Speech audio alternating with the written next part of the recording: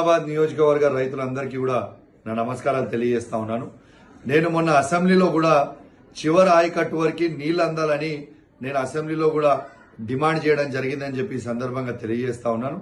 నేను డిమాండ్ చేసిన సందర్భంగా ఇరిగేషన్ శాఖ మంత్రి వర్యుడు ఖచ్చితంగా నీళ్లు అందిస్తామని చెప్పడం జరిగింది. కానీ ఇప్పటిదాకా కూడా నీళ్లు ఏ చివరి ఆయకట్టు వరకు పోతలేవు.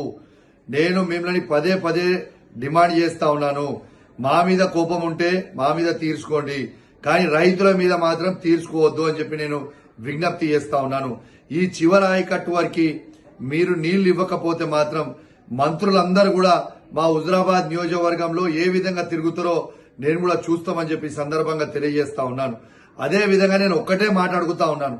ఇలా కేసీఆర్ గారు ఉన్నప్పుడు నీళ్లు ఎట్లొస్తాయి, కేసీఆర్ గారు లేనప్పుడు దిగిపోగానే నీళ్లు ఎట్లా బంద్ అవుతాయి అని నేను అడుగుతా ఉన్నాను. ఇలా ఈ యాక్షన్లు చేసుడు, ఈ డ్రామాలు చేసుడు బంద్ చేయి.